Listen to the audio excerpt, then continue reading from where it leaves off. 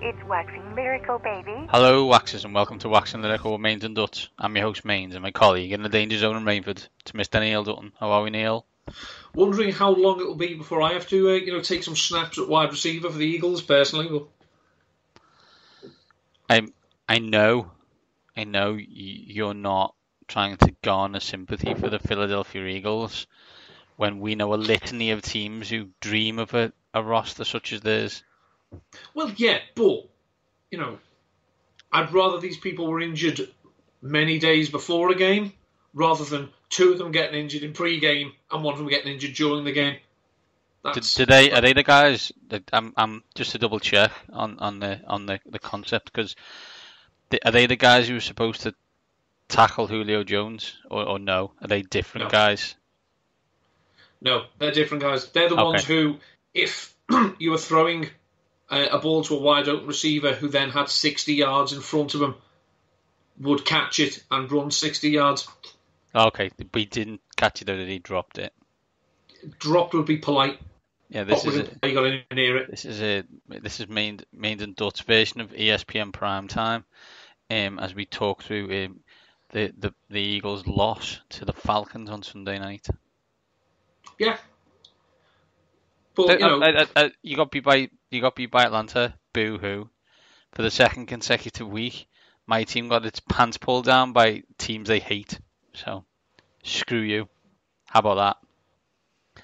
Now, there's an issue of, did we get beat by those two teams, and they're okay, or are they both the best teams in the NFC, with one of them, the one with the effing star on it, pushing to be the best?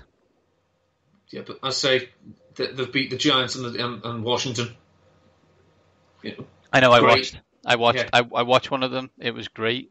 Yeah, come back to me when you've beat someone. I'll say the Eagles have played someone who may be a middle of the road team, probably slightly better, and lost, and they beat Washington. Yeah, not great. Come back to me, Dallas, when you beat someone. Not great. Usual fare. We're going to plug into the mains. Got three topics, and one of them will be quarterbacks. You'll be surprised to hear. Neil's got a fancy darling and a fancy loser. Loser, not individual. It's an entity. And then we're going to give you our daily DraftKings team of the week. It's stocked with weird players, man. Not going to lie to you. It's bizarre, but there's a logic to it. It made me ill. There's a lot of players you're like, pardon? Do you really pick that guy? Yes, I did. Yes, I did. It's made me want to vomit. Exactly. First of all, though, Neil, let us plug into the mains. So, Neil, first thing to think about, there are now 9 teams 2-0. Ravens, Bills, Cowboys, Packers, Chiefs, Rams, Pats, 49ers, Seattle Seahawks. I ask you this, who of those teams, from what you've seen, are you least convinced by? The controversial take would be the Green Bay Packers. I don't think it's controversial, Neil. Do you not? Let's be honest, they scored 21 points in a quarter, and apart from that, have barely moved the ball. Yeah, they got to 21 up and then took the day off. I mean, it's still baffling that Matt LaFleur, having faffed around with the running backs in Tennessee last year before waiting till December to decide, that he's the best one and feeding Derrick Henry. He's intent on repeating the dose in Green Bay by coming out and saying, ideally, I'd like an even workload between Aaron Jones and Jamal Williams. Why? That is like saying, do you know what? Really, what I want on this plate is, I want half meat, half veg, which is a recipe for disaster. See, the ironic thing is another team on this list also doesn't know who their starting running back is. But that team, the San Francisco 49ers, only don't know because every time one of their running backs picks up the ball, he runs for 18 yards. This is not an issue in 49er land. I am not sure they're great. I'm not. But when Kyle gets an offensive game plan right, I don't think there's anything better in the NFL. I have watched the excuse us, the 49ers Bengals game again on Game Pass, and it's Kyle, stop it. It's bullying, really. It's bullying, really. How have you done this? That at one stage George Kittle has got no one within 15 yards. How have you? Come on, you're cheating. Come on, how have you done this? I said we spoke ad nauseum about Kyle Shanahan. You know, wonderfully talented play caller. I just hope he's not going to be one of these people who should just stay an offensive coordinator because he's not a very good head coach. Yeah. I on that note, I had Matt Breda, who got 120 yards and none of the touchdowns. Screw you, Jay Wilson Jr., who I had never heard of.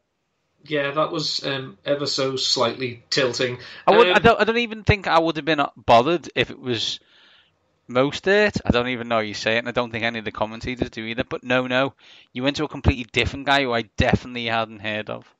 Jeff Wilson does sound like either a solid carpenter or a second second 11 cricketer who'll ball a bit of bit of off spin, and he'll if it comes off, he could get you 60 very quickly, but more likely he's going to get you 8. I think you'll find he was lead bassist in the Beach Boys, Brian's brother, I guess, is my assumption. That as well, yeah. I'm okay on the Ravens. I think they know what they are. I think the Bills know what they are. I think the Cowboys know what they are, frighteningly. Packers, again, I'm not sure of. Chiefs, oh my goodness. We talk about the fact that the Packers scored all their points and then decided that'll do. You could argue that's what the Chiefs did. However, the Chiefs, you just get the feeling of it's just you're going to mount a little comeback, are you? All right. Whereas the Packers, it was a sense of they got to 21 and then their offense just went, that'll do. Yeah, exactly. We don't need any more, which they didn't. But you did get the feeling that once they came out of third gear, they were never going to be able to get back into it. Well, I don't have the exact numbers, but if you get a chance, teams like will take a while to warm up, or we can't really get to grips with this, because of all the pre-season we didn't play anyone. Look at Andy Reid's record in September. Oh my word, unbelievable! And Patrick Mahomes is better than last year. Yeah, he was. I mean, I don't know what the postal service or email connectivity, or I don't even know what the phone coverage is like, but he clearly didn't get any of the memos, emails, postcards, telegrams telling him that regression was coming. Yeah, or if he did, he ignored them. Yeah, he sees your regression and laughs in your face. Rams won in a strange game in against the Saints. I don't know really what to make of it. There's two things to make of it. One we'll get onto, which is Drew Brees. The other thing is, I'm a Liverpool fan, right? I'll openly admit it. There's a narrative that there are refs in the league who say, I'm a strong ref, so I'm not going to be I'm not going to be swayed by the cop, and I will never give a pen at the cop end, even if someone is physically assaulted. So NFL ref, just because there was an issue in a previous game between Rams and Saints, doesn't mean you then have to say, oh well, I'm definitely not going to be biased. Stop blowing the effing whistle when a fumble / incomplete pass happens. Why are you doing it? What is your purpose in life? It's going to get reviewed. It's a turnover. It's going to get reviewed. But if you rule it, it is your ball. Yeah, but they've scored. There's no guarantee though. It's the denying a goal scoring opportunity. Yeah, we got a penalty. Yeah, but I'm going to miss the damn thing. I wanted the goal. It's ridiculous. Pats are the Pats, and they haven't played anyone. Well, they played Pittsburgh, and I'm not sure what to make of Pittsburgh. And well, they shouldn't be allowed to play the University of Miami. I thought we didn't have college against pro teams. The good people of the Yahoo the Yahoo Football podcast, Therese Pale and Giles Robinson, did point out that the ultimate irony would be if Tua didn't come out this year because he wanted to play for a better team in college than he would do in the NFL. Yeah, it's very true. Final team we haven't mentioned, the Seattle Seahawks. Did you see that? Have you seen the Seahawks in locker room after the game? Like, if we ignore the weird Russell Wilson thing because he's weird, like He's weird. Pete Carroll's 68 years of age. Yeah. That man has got so much energy, it's frightening. And that team, it's got an identity. Whether I think they can go far is a different question. But, you know, they won a tough game in Pittsburgh regardless of what happened to Big Ben. Pete Carroll is a human Labrador. Yeah, correct. He's ridiculously positive. He's just, as I say, boundless energy. He must literally go home and either still be jacked up or must literally fall asleep as soon as he crosses the door, because you can't have that much energy and be that enthusiastic and not be, I don't know, be a closet serial killer or something. There must be something. It was a character win because, you know, it was one of those games that it became the game they should win. You know, once Roethlisberger went down, we don't know what Mason Rudolph, but they kept making enough plays, and you know they're going to be held back by their offensive coordinator, and the defense can be had. I mean, Mason Rudolph was moving the ball on them. It's just a question of, you know, they've still got Russell Wilson, who is still ridiculously efficient when given the opportunity to make a play. He's just not allowed to. He's just not allowed to make as many as he'd like. He was fantastic on Sunday. Neil, let's move on. Charlie, people who are our age, Charlie Brown trying to kick the football and it being moved away. Comments such as, insanity is doing the same thing over and over again, expecting a different result. Or the Blackadder one of, you know, it's the same plan we did last time and the 17 times before. Similarly, there's a thought process in the NFL that the more you do stuff, that the better you get. To throw into the face of that, I give you Kirk Cousins. 84 million guaranteed, Kirk Cousins. To be honest, I don't, like, okay, yeah. Like, you know, Washington were right not to give him a load of money, but are still garbage. Yeah. Minnesota were probably right to give him money, but he's still Kirk Cousins. I'm going to give you some stats. If you play someone bad, i.e. someone with a losing record, there may not be anybody better in the league than having Kirk Cousins. He's 29, 12 and 2 as a starter. That's good, right? That sounds good. Yeah. I'm detecting, you know, a Graham Hick situation here. 5 and 26 against winning teams. 5 and 26. So this is a man who's averaging 75 at Taunton, but goes to Edgbaston against, you know, on a Old Trafford, September morning, ball doing a bit, and gets 0 and 4. He's 6 and 13 in primetime games. So obviously he's played some rubbish teams in primetime as well, as he's won. I feel sorry for Minnesota fans. I think there was a narrative in and around Kirk Cousins. The reason Kirk Cousins lost games and didn't play big in big spots was because he played for Washington.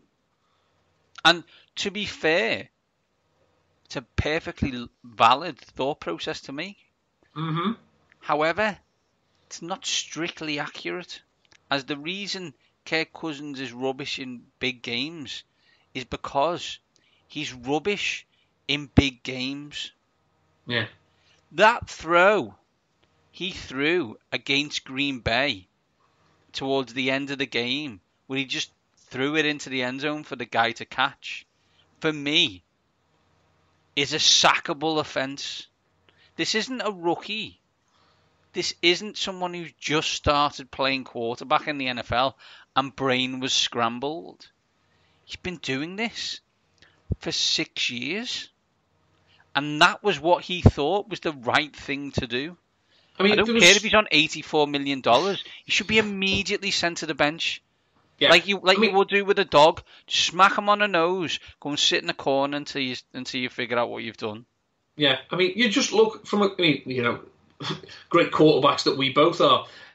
Situations you want to avoid: backing away, check. Defenders in your face, check.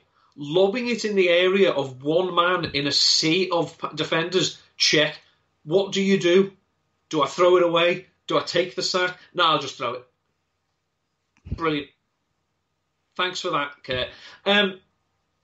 The problem is, it's to an extent, Minnesota are, we'll tie up again back to Liverpool.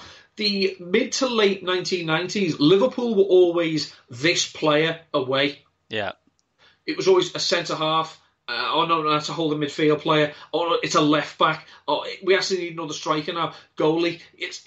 And this is what it is with Minnesota. It's always like, well, if they can just sort out, they've got the great running back. They just need the quarterback. Okay, we've got the quarterback. The offensive line's a bit dodgy. Okay, but we'll get the quarterback. Yeah, but we haven't done the offensive line. Okay, we've got a running back. Yeah, but the offensive line. Okay, but we've got a quarterback. Yeah, but the quarterback's not very good. So it's going to be a case of, and everyone praised Kirk Cousins. Yeah, 84 million, 3 years, and then he can negotiate another big money one. No, there you then he can beg for a fourth year. I think Dalvin Cook ran for 75 yards. I think they threw one play for 43 yards. The rest of their plays averaged 3.9 yards a play. Yeah. Now, that may be, and we're still to be proven, that may be because the Packers' defense is good. The problem is for Packers fans, at the moment, you played Kirk Cousins and Mitchell Trubisky. So I'm going to hold fire on anointing you the 85 Bears, if that's all right with you. Yeah, I ain't crowning your ass. Final plugged into the mains Dutton. I think for the past 5 or 6 years, we've been waiting for the quarterback turnover to begin. I.e., that 2004 draft. Yes, that's right. That draft from 15 years ago. Finally hanging up the Spurs. And also, obviously, Drew Brees turns 41 this week. Big Ben. Don't really know what's wrong with his elbow, but needs an operation on it. Out for the season. It must be bad. I assume. Tommy John is it Tommy John? Is it like a tendonitis type, ulnar nerve type pull? I think if the condition had a name like Tommy John, then John Wayne would be trying to play through it. So I suspect it's similar to a Tommy John situation, but probably is a little bit more complicated. Then there's obviously Eli Manning benched. Depending who you speak to, I've got to I know there's people who don't like ESPN and the people who do like ESPN. I'm not really going to get involved in that. There's a morning show called Get Up, and Ryan Clark talks on it, while Dan Graziano and Paul Feinbaum kind of laugh at him because he says Eli Manning should be in the Hall of Fame, but also isn't very good. Both things, and he's saying both things can be true. Now Ryan gets a bit emotional, I'm not going to lie to you, but he basically said we left Plexico Burress wide open, everyone knew he was wide open, and Eli threw it into my face and I caught it for my first interception. So they may think, and people may think, that Eli will be back. I for one do not. He hasn't been good for 4 years. Some would say even longer. If Eli Manning has to attempt another regular season past the New York Giants, it's because Daniel Jones has got hurt, and that is not what anyone wants to see. No, absolutely. Then Drew Brees looks like out for 6 weeks, as he decided he wanted to give Aaron Donald a high five, but didn't quite get his hand in the right position. Looked outrageously painful. Although the most painful thing is, I don't know if you saw on the sideline when he went to pick up the ball, and it looked like the ball wasn't like an electric shock because he tries to pick it up and it's like that. You looking, it's not good. And the only one who's kind of that group who survived is Phil Rivers. However, unconfirmed report that Phil Rivers is actually going to go to jail as he's murdered his kicker, as he's finally had enough of his effing special teams. Well, I think Phil Rivers, his life recharges every time he has a baby. It's like, that's the mushroom in Mario. It's every time Mrs. Rivers punches one out, it buys Phil another 3 years of pro football. As I said on Twitter last week, like, which does Phil get mad at more? His 9 kids or his kickers? The absolute correct answer is his kickers. When that dude missed the 3rd one, like, I thought Bill Rivers' head was going to explode. Yeah. As friend of the show, Andrew Brandt has always said, kickers are like lawyers. You hope you never need them, but when you do, you better get a good one.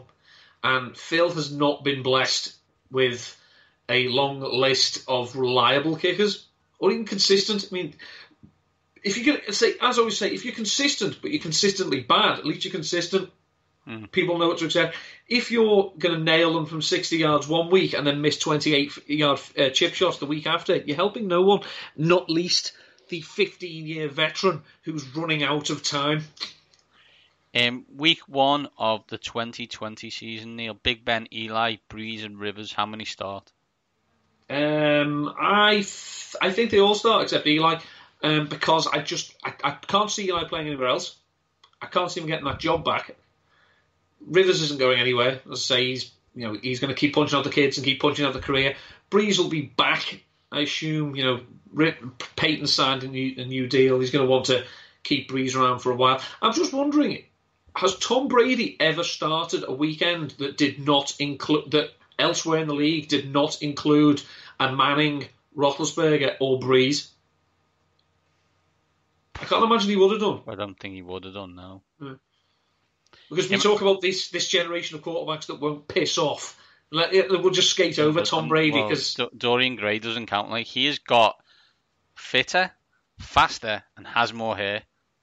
Like, I don't want to talk about Tom Brady as Sully, and his boys will come after me.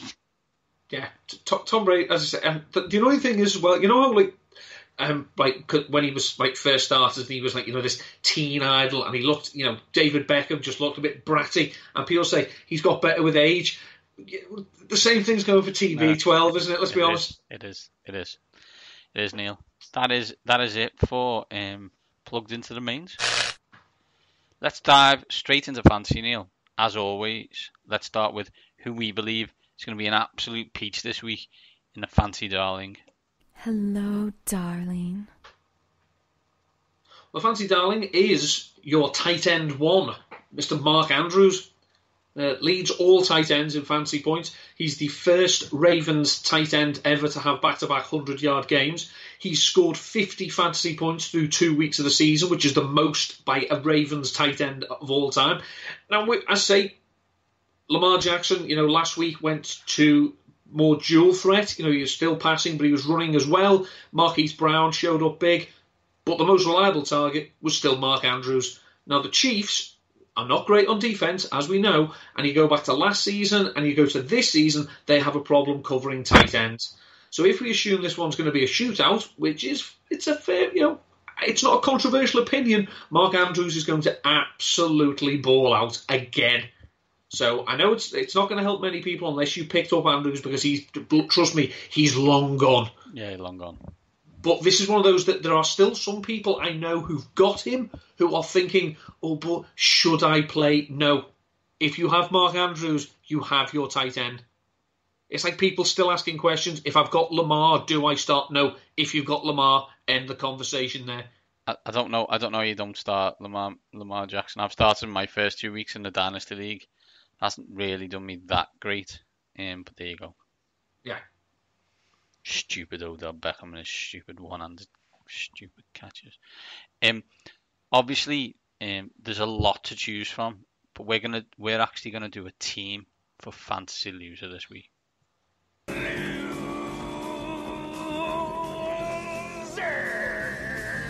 JETS, Jets.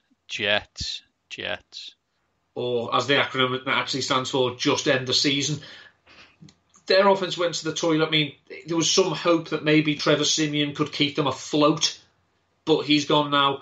I don't even know. Is it Peter Falk as a Colombo who's quarterbacking for them? I don't know. I believe it is.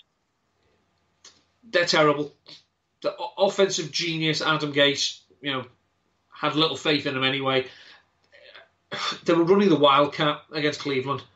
And it was like, seriously, This in 2019, this is what you've got. The Wildcat, direct snapping it to Le'Veon Bell, brilliant. Can't imagine why the Dolphins fired you, mate. They're done until Darnold comes back, and Darnold come back saying, "I could be back for week 5." Yeah, with an enlarged spleen.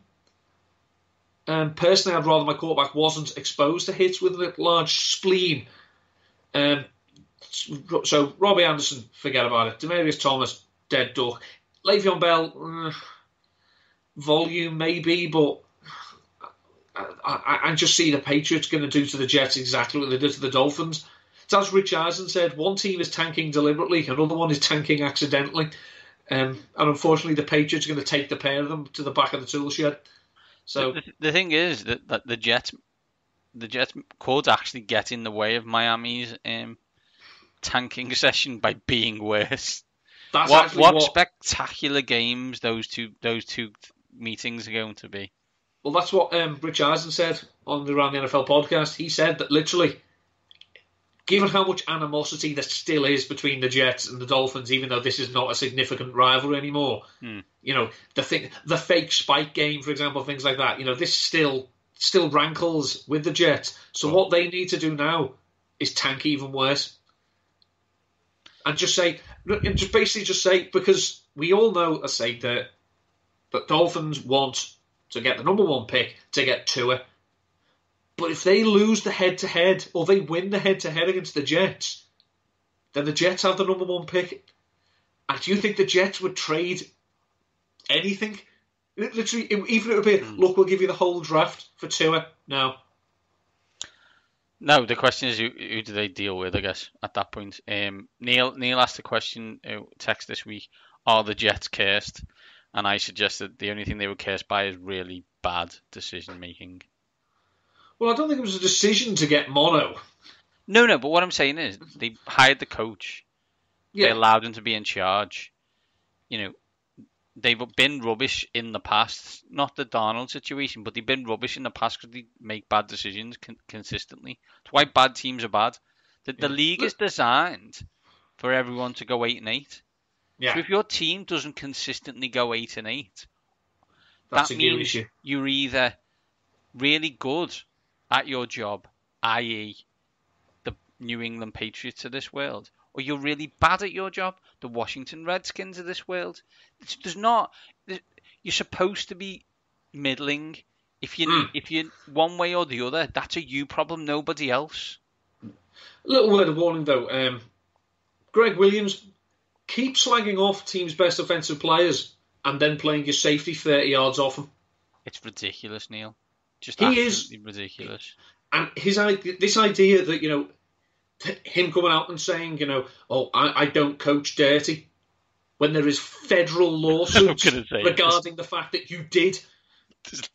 There's like official evidence in record that you did, but, you know, don't mind me. For one of the few times that we can actually legitimately say, I present exhibit and give the exhibit number. Exactly. I wish you weren't a liar, Greg. Did you know, though, that he doesn't need those glasses? No, I didn't. They're fake glasses to try and make himself look cleverer. I'm going to totally go off topic here, but do you know what my favourite stat of the whole of last week that I heard was? Go on. Gardner Minshew II, right? Gardner Flint Minshew II would suggest, right, that his dad's name is Gardner Flint Minshew, right? Gardner Minshew's dad's name is Flint Minshew. And he just thought it'd be cool if his son had a second at the end. Brilliant. That's the life. That's the life we need to be living. And if you aren't supporting the Jacksonville Jaguars this week against the Tennessee Titans, I can't help you. Yeah. That's a baller move. By his half fella. Love it. Yeah. Love it. That's it for Darling and Loser. Let's focus on our teams of the week and see who we're going with and who Neil's going to laugh at me for going for. Mains and Duts. Daily Fantasy Team of the Week. Show me the money. Who's your quarterback, Neil? Quarterback, I'm going to go back to the Josh Allen well. He wasn't spectacular last week, He did have a rushing touchdown. He did throw a touchdown pass. It was one of those little Did tap. Did he? Oh, come on. One of I'm not those having that tap passes. Look in the book. Cincinnati are allowing a league best, or worst, depending on your persuasion, 15.9 yards per completion, despite seeing the fewest pass attempts in the NFL. So you don't have to pass on the Bengals, but when you do, you go big. Only 4 teams have allowed more passing touchdowns than the Bengals, and Allen does have a rushing touchdown in each of his first 2 games. He's also completing 64% of his passes. So for 5,900, I'll go with Josh Allen. Okay, Neil. My quarterback is Russell Wilson. As we've mentioned, I find him a little creepy. I'll just be honest. I just do. Yeah. It's just not for me.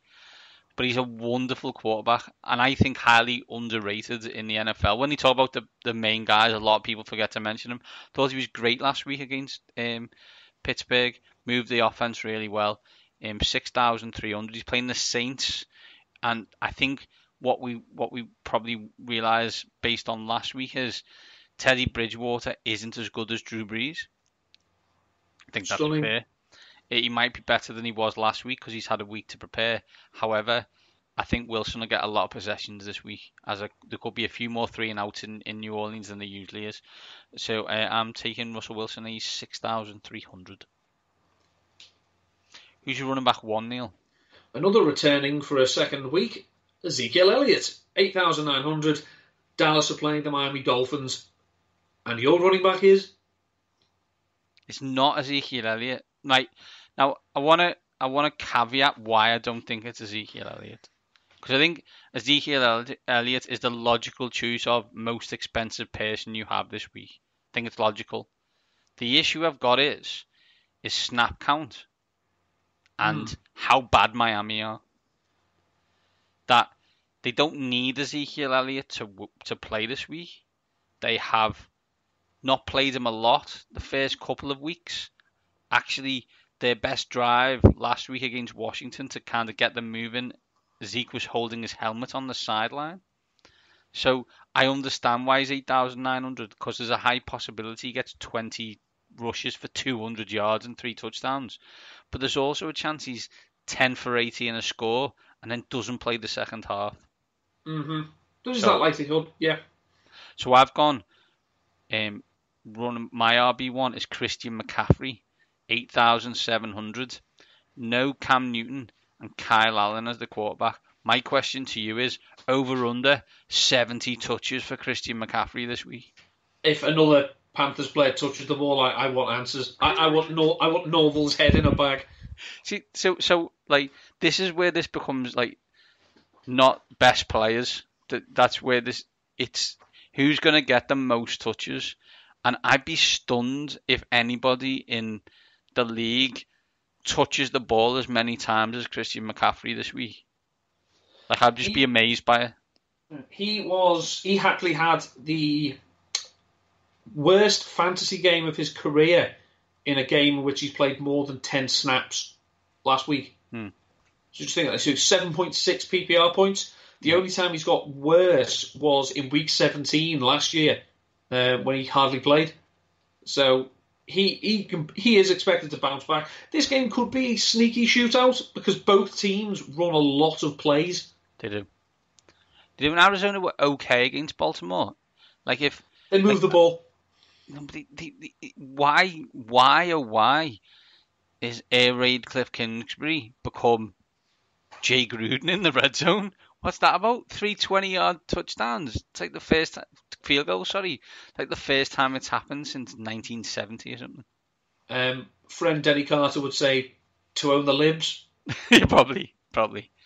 Neil, who's your running back 2? Dalvin Cook, auto select 7,800. Minnesota are playing the Raiders. There are quite a few this week. There's quite a few games that are Super Bowl Super Bowl rematches from the days gone past. Minnesota have lost one of their Super Bowls to Oakland. Obviously, Denver and Green Bay is another Super Bowl rematch. Dalvin Cook is the engine of that offense. They want it to go through him. They showed signs that even when they were down 21-0, they wanted to #establish the run. And Dalvin Cook has looked bloody marvellous so far this season. So obviously I've had to do a bit of wiggling to get Zeke and Dalvin Cook. But I cannot wait to see the rest of your team, considering you spent a vast sum of it on those two players. Running back 2 takes us all the way to Monday night. My running back 2 is David Montgomery. He's 5,200. Hark, I hear you ask, why would anybody in their right mind select anybody on the Chicago Bears offense? Dalton, we talk a lot about old wrestling references on this show. We talk about the irresistible force meeting the immovable object, one of Gorilla Monsoon's favourites. Well, what happens when the resistible force meets a movable object? Ladies and gentlemen, the Washington semi-professional football team are allowing 47 yards per drive through 2 weeks. That means every time someone picks up the ball, on average, they move it 47 yards. Now, do I think Chicago will do that? No, probably not. But they might do 30, might do 35. And if they do, David Montgomery will get a lot of touches in that. I think if you look at the difference between Montgomery's workload in week 1 to week 2, in week 1 he had 6 rush attempts and 1 target. In week 2 he had 18 rush attempts and 3 targets. So you've got, he got 62 rushing yards against Denver, only 18 against Green Bay, 5.5 PPR points in week 1, 13.8 in week 2. So if he's your RB2 in any format, you'd take that. Obviously, he also got a touchdown against Denver as well. So, yeah, I see that. I mean, I think the fact that Washington's defense has been so disappointing is probably the biggest surprise, because I thought that would be one area, at least the front, that Washington could hang the hat on this year. Agreed. That secondary is toast. Josh Norman's done.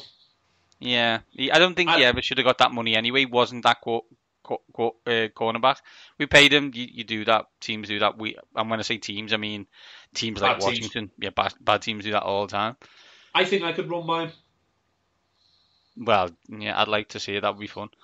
Who's your wide receiver 1, Neil? Wide receiver 1, 5,300 is Calvin Ridley. Through 2 games. How the worm has turned. If anyone's been listening to us for a while, I was laughed off this show multiple times for picking Calvin Ridley. But there we go. Carry on, Neil. Yeah, but you were chasing points. I actually have a process. Through 2 games, he's caught 12 of 16 targets, 169 yards, 2 touchdowns, 14.1 yards per reception, not to be sniffed at. And the Indianapolis Colts are allowing a 75% completion rate to wide receivers. So this one, again, could be a sneaky shootout. But basically, if you're a wide receiver and the ball is thrown at you against the Colts, there's 3/4 of the time you're going to catch it. That's good knowledge. That's good. My wide receiver 1 is Keenan Allen. I always think you should have a wide receiver 1 in your team, and he is the definition of that. Playing Houston, a team I don't understand. I don't like. 1 week they're in a shootout with New Orleans. The next week they can't score 4 points against Jacksonville. Yeah, they went from shootout to shitout. And I know our former boss was trying to big up there, saying there was nothing wrong.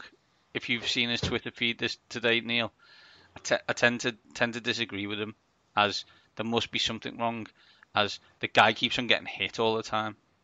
Yeah. So he knows more than me. Like he watches more tape than me.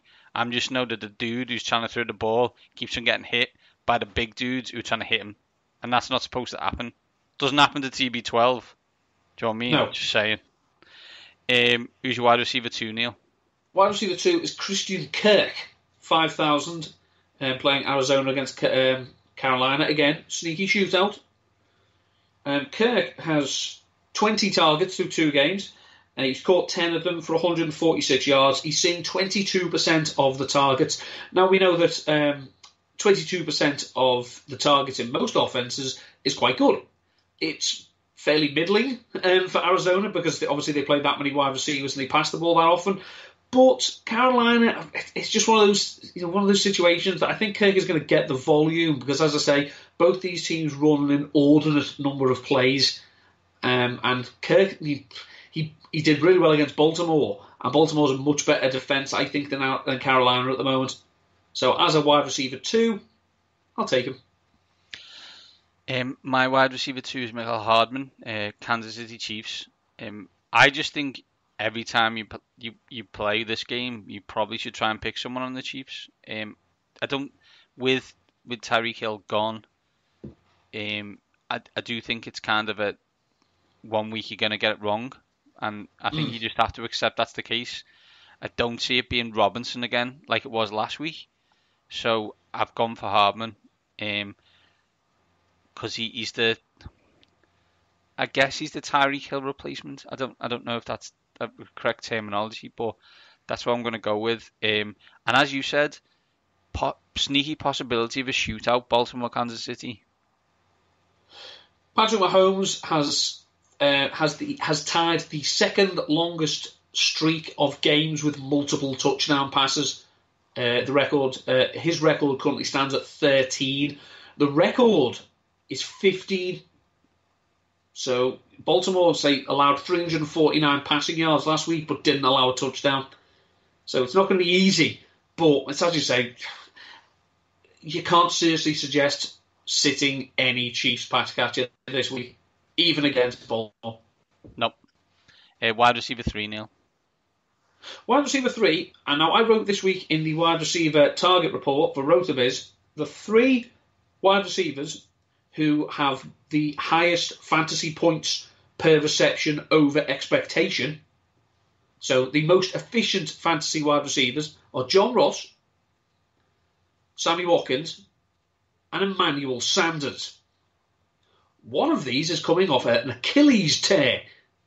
Yeah, that's an outrageous thought process. As someone with an Achilles tear right now, the thought of being playing as well as Emmanuel Sanders is playing is somewhat unbelievable. Yeah, I mean, through 2 games, he's caught 16 of 20 targets for 184 yards and 2 touchdowns. He's getting 25% of the targets. Now, Denver are playing Green Bay. Now, as we said, we know that the Green Bay defense is good. And they've only allowed 17 receptions on 41 targets to wide receivers this year. But I just think because his yards per reception is only 11.5, he's operating as that safety valve for Joe Flacco, who was terrible, by the way. But I think in a PPR format, Sanders could certainly see a lot of work because the rest of the receiving corps, I don't know what this team's doing. So hats off, Manny. 8 months removed from tearing your Achilles, and you're balling out. It's ridiculous. It is ridiculous. I'm only 8 weeks in, so I've got 6 months to get to his kind of status. Neil, name those wide receivers in your efficiency list again, please. John Ross, Sammy Watkins, and Emmanuel Sanders. My wide receiver 3 is John Ross, the third. He's 5,100. 8 plus targets in both games so far. Is the touchdown rate sustainable? Absolutely not. Do I like the fact that you get 8 targets? Yeah, I don't mind that. Let's get my wide receiver 3 gets 5 targets and 80, 90 yards. Nice. Thanks. Take that. The big hope would be, of course, that the Bengals do move him round because the Buffalo pass defense, even going back to last season, is beastly. But speed kills, and John Ross does have it to burn. It could do with the cutting out the drops, as the drops are concentration ones by the looks of them. As I say, I'm not a tape grinding guru, but I know a dolly when I see one. I can see it. I don't need to be to say that guy started wondering what his end zone celebration is going to be like, and then dropped the ball. Who's your tight end, Neil? Tight end's Mark Andrews, 4,600. Back-to-back 100-yard games with a touchdown. Chiefs can't stop tight ends. My tight end is former Monday Night Football commentator Jason Witten, who is heavy usage in the red zone for Dallas. And I don't know if anyone knows, Dallas are playing Miami. That means they will be in the red zone a lot. Therefore, Jason Witten will get at least one touchdown this week. And has scored a touchdown like Andrews in both games so far. One of the things about Jason Witten is as the season progresses and we start getting into the double-digit weeks, his arms start to go pink. I don't know whether it is sweat, heat or whatnot. They already look pink. And as we say, I mean, somebody said, well, it's feast or famine for tight ends against Miami. Really? Because they got torched by the Baltimore tight ends in week 1, and the Patriots haven't got one. That doesn't count, does it? I wouldn't say we shut down Matt Lacoste, or whoever it was. Oh, well done. There's a win. Oh, fantastic. Neil, who's your flex? My flex is Peyton Barber.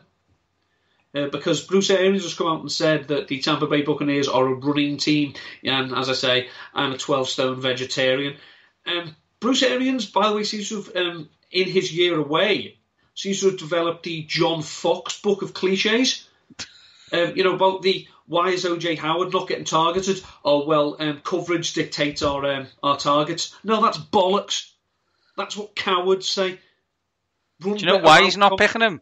Tottenham? Because I picked him in the Thursday night game in our Dynasty League. He got 0 points. And do you know how many points I lost by? 1.5. So, You know what, Bruce? You and your Kangol hat are on short time here in Mannering Towers. So, pick up your playbook and use the tight end for once in your effing life. But he hasn't. And all this time we've always saying, oh yeah, but look at the towns he's had to work with. This is the most, yeah, that's great. He wants them in to block. And it's Bruce, do you know you're going out on the school run? Yeah. Do you want to take the Aston Martin? Yes, please. Oh God, that's what he's doing. So they want to run the ball. That's great. The most used running back is Peyton Barber. And they are playing the Giants who, for all the goodwill and whatnot, are trash. So if Barber sees a heavy workload, he's my flex for a reason. Yeah. I didn't put him in as one of the top 2. Yeah. When will we learn on Kyle Shanahan running backs? When will we learn on players on the New England Patriots? When will we learn about tight ends in Bruce Arians offenses? I'm guessing never. My flex, Neil, is a man who can flex. Boy, can this dude flex. It's DK Metcalf. He is my Hawks handcuff this week to buddy up with Russell Wilson. Not been bad. What?